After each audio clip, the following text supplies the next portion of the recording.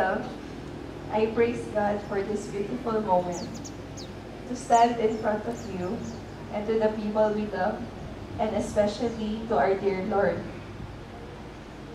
Going back to where it all started, we've known each other since grade school.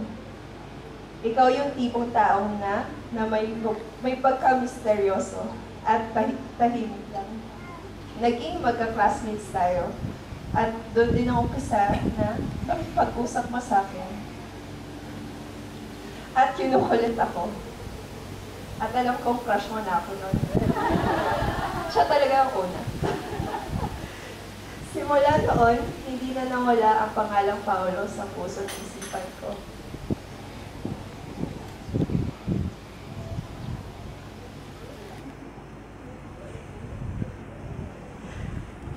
And now we've been together for 16 years, my love.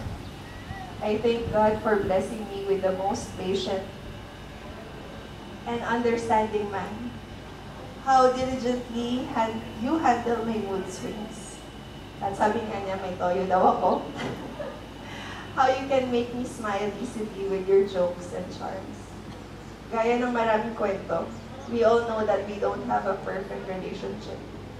We've gone through fights, and ang dami na natin pinagdaanan. Mga hindi pagkakaintindihan. At gaya ng ibang pighati, mas mababawasan ang sakit kung bibitaw tayo. Pero sa dinami-daming paghihirap natin, God reminded us what true love is. We chose to fight for our relationship, and we chose to stay despite the challenges. Through all the uncertainties and trials of the present and future, I choose to be faithful to you and to love you unconditionally. We surrendered our relationship to the Lord and entrusted everything to Him.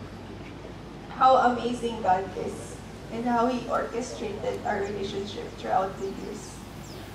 Aking mahal, ang araw na ito ay nagsisilbing paalala na pipiliin ko laging makinig sa'yo, to submit to you, kahit pa mas malakas ang ingay ng mundo. Pagsisilbihan kita, ipagluluto ng maraming chicken wings. Kahit everyday pa yan. Nasasabik na akong makasama ka sa saya at lungkot, sa tag-init at tag-ulan, at sa pagsikat ng araw hanggang sa paglubog nito.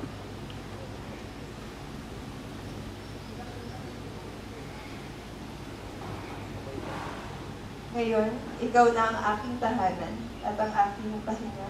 Pinipili kita at pipiliin kita sa araw-araw, sa bawat sandali at sa habang buhay. I love you. Thank you so much, Pao.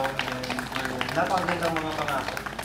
Pero sabi natin kanina, Pao and Mariel, pangahawakan ng Diyos ang ating mga pangako at panatag.